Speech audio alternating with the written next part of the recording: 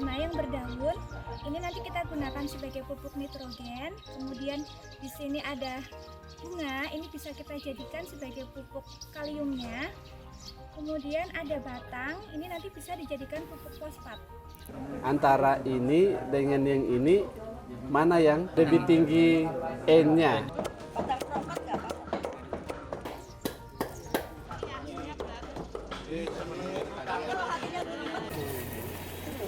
Asli alam, dari alam kita kembali Iya, udah kurang sudah.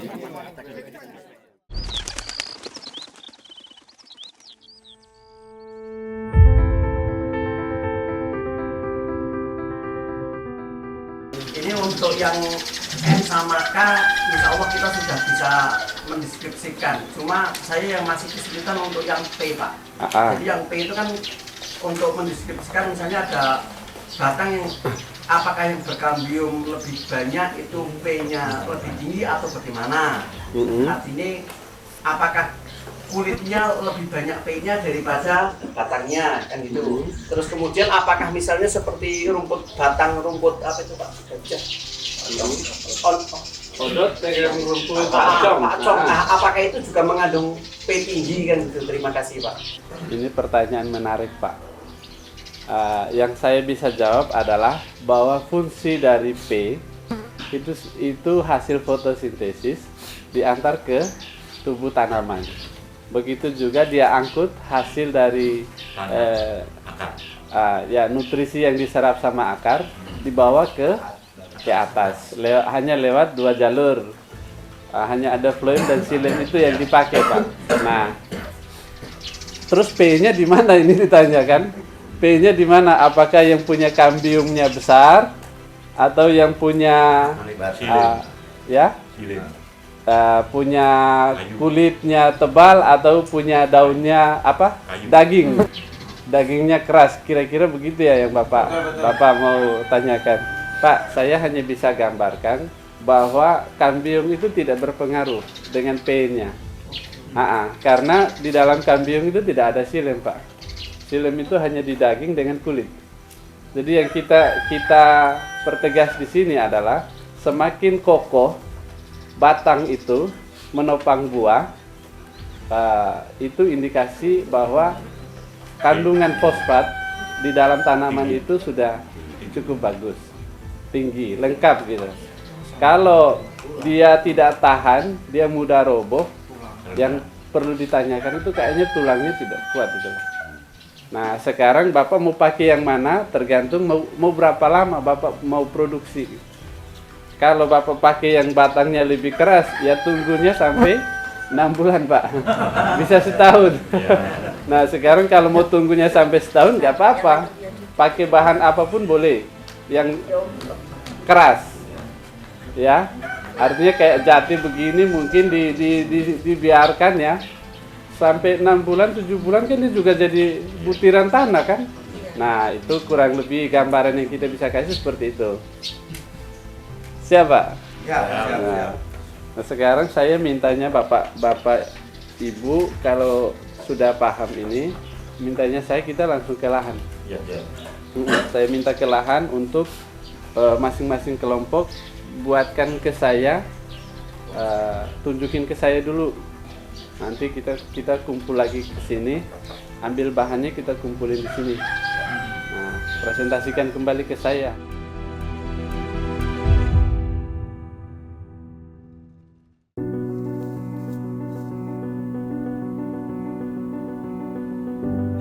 Ini kita lagi mencari bahan untuk membuat pupuk Nusantara. Ya, kita di sini. Jadi mengambil rerumputan ataupun gulma yang ada di lahan. Nanti kita jadikan pupuk.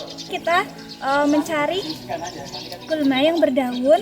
Ini nanti kita gunakan sebagai pupuk nitrogen. Kemudian di sini ada bunga. Ini bisa kita jadikan sebagai pupuk kaliumnya.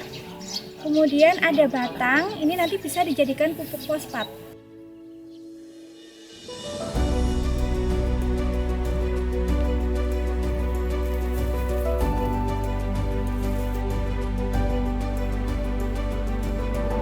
bisa enggak? Ini harus pakai. Berarti sama itu Pak, sama batangnya sama. Enggak ada batangnya, bergetahnya lumayan kayak. Oh iya iya.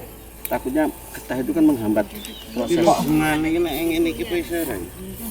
Budine kan iso Pak ngene bunga ngene. Nek menurut saya ini bisa, cuma getahnya harus dikeluarkan dulu. Itu bisa Le. Ini bisa, ini NPK. bisa. Ini yang lebih subur. Nah ini yang lebih subur untuk NPK. Karena dia udah ada berbuah. Sudah tidak Ini untuk berbunga. NPK ini. Ini karena komplit dari batangnya sudah sama batang, buah sama daunnya itu sudah menjadi NPK ini. Ini bawah semuanya nanti kira-kira di sana. Bisa subur. Penyuburan. Ini namanya NPK, produk metode Nusantara. Saya udah sering ini ya, di perkuliahan juga dulu ada dan sudah pernah praktek, tapi baru kali ini yang memanfaatkan gulma gitu, karena sebelumnya paling itu memanfaatkan tanaman yang spesifik seperti misal legum kacang-kacangan seperti itu, kemudian seperti yang mengandung unsur K atau P yang banyak seperti kulit buah pisang dan lain-lain gitu, sabut kelapa gitu. Tapi kalau untuk yang dari gulma sekitar itu baru saya dapat di sini.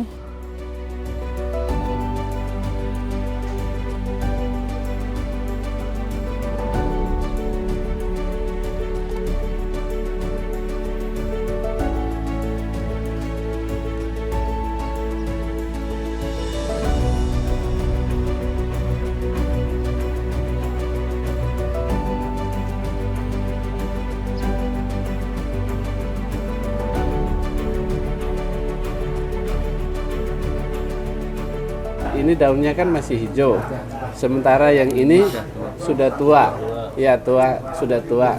Kira-kira antara ini dengan yang ini mana yang lebih tinggi N-nya, iya kan? Jadi saya mau sampaikan ke Bapak begini, kalau yang sudah matang ini, N-nya itu sudah ibarat ibarat barang, ini perlu didaur ulang. Sudah mentok ini. Jadi karena dia sudah mentok, E-nya sudah tidak bisa dipakai lagi, ini jatuh. Nanti mikrobanya urai lagi, yang kandungan N-nya itu bisa difungsikan lagi, diserap sama tanaman kembali.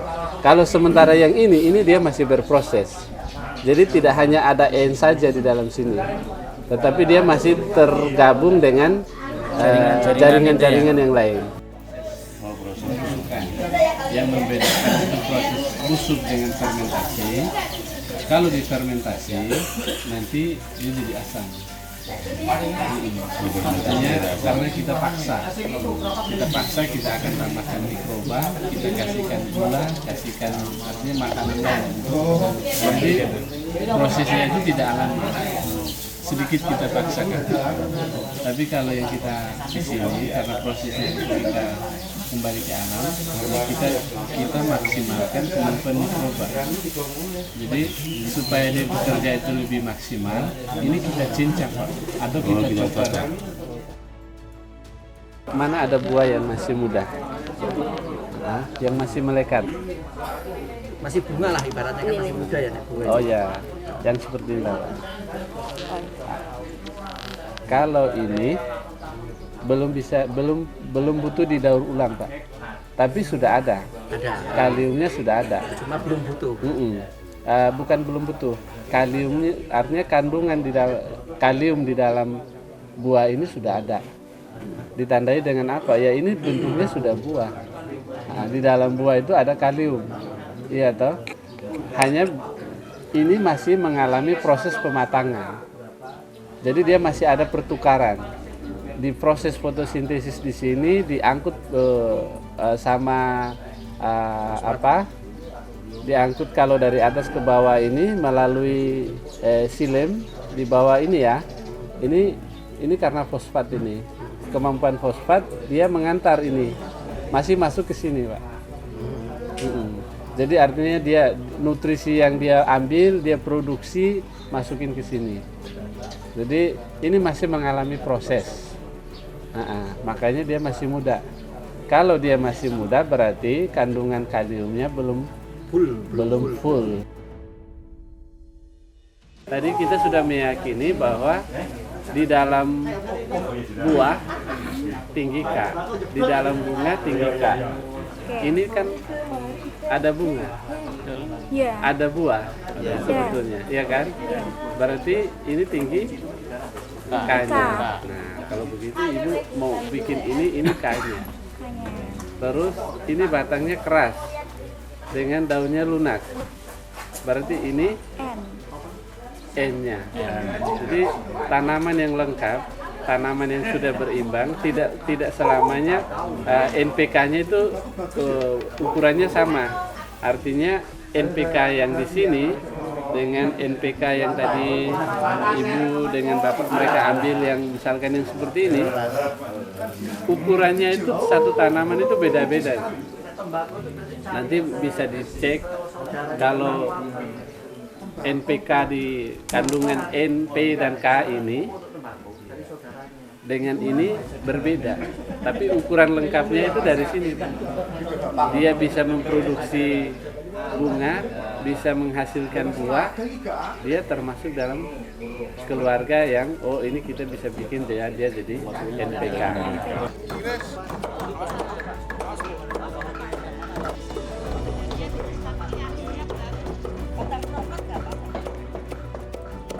Ini kita mau bikin pupuk N yang dari daun-daun hijau. Pupuk nitrogen ini untuk pupuk daun. Fungsi jadi cacah untuk mempercepat proses pembusukan. Penguraiannya juga biar cepat. Biar daunnya terlihat hijau. Awas Pak, tangannya. Untuk proses diuraikan oleh mikrobanya nanti biar cepat. Biar mempercepat keluarnya unsur N. Jadi kita potong kecil-kecil.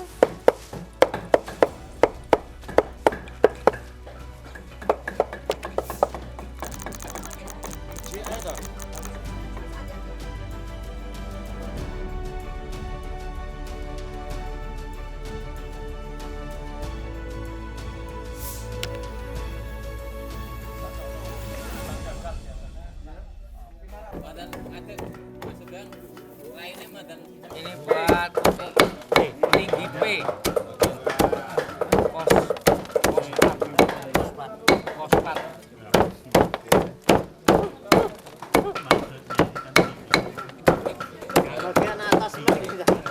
Bahan-bahan yang kita ambil dari lingkungan sekitar kita yang ada di lahan, yang punya kandungan fosfat tinggi itu terdiri dari ranting-ranting atau batang yang keras ya, dari tanaman-tanaman liar yang ada di sekitar kita.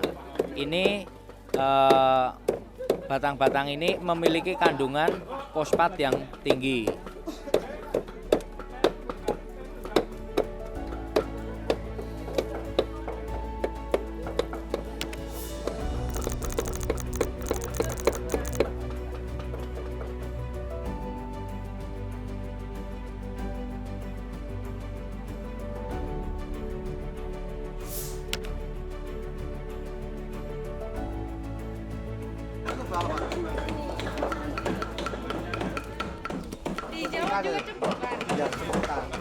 Pupuk kalium kalium untuk memacu pembungaan dan pembuahan supaya mikroba lebih cepat untuk menguraikannya ya.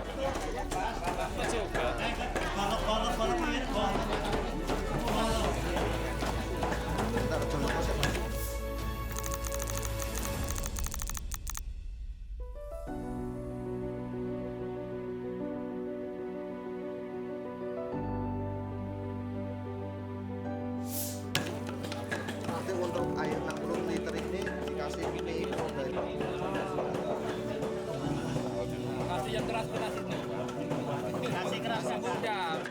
Ini rencana bikin pupuk NPK, fungsinya untuk mengganti pupuk kimia yang di dalamnya terdapat unsur hara makro berupa N, P maupun K. Dan juga ada unsur mikronya juga karena di sini tanamannya dikatakan udah tanaman yang matang ya, jadi unsur haranya juga sudah komplit di dalamnya seperti itu. Dicacah dulu supaya nanti untuk proses dekomposisinya bisa berjalan cepat dan unsur hara di dalamnya bisa segera jadi. Setelah dicacah kemudian dicampur, kemudian dimasukkan ke dalam ember, kemudian dikasih humus daun yang sudah matang, kemudian dikasih air. Setelah itu dikasih mikroba yang sudah jadi, kemudian nanti ditutup. Setelah kira-kira seminggu nanti sudah bisa dipakai.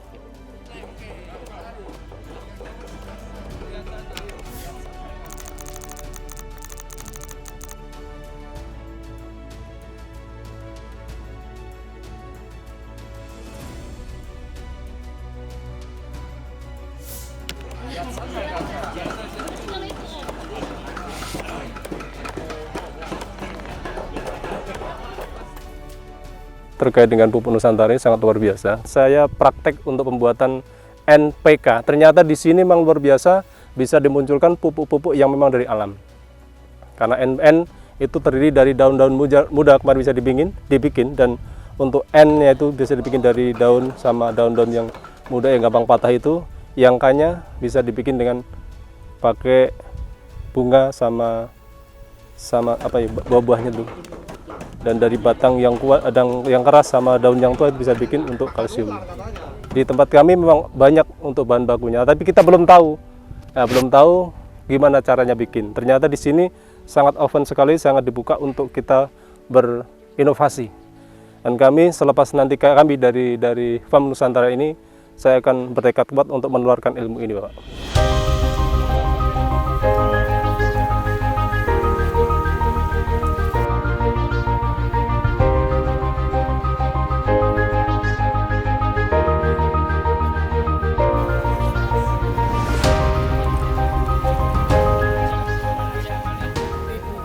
Bahan-bahan itu ada di sekitar kita dan mudah didapatkan serta sederhana cara pembuatannya. Untuk itu kami mengharap generasi milenial, generasi muda-mudi kita, petani kita yang ada di seluruh Nusantara, kami mengharapkan benar-benar mari kita menjaga ketahanan pangan dengan cara tertarik di dunia pertanian, karena pertanian dengan berbasis kelestarian lingkungan dari alam kembali ke lingkungan alam itu jauh akan lebih sehat, menghasilkan produk apapun, karena organik itu jelas akan jauh lebih bermanfaat buat tubuh kita.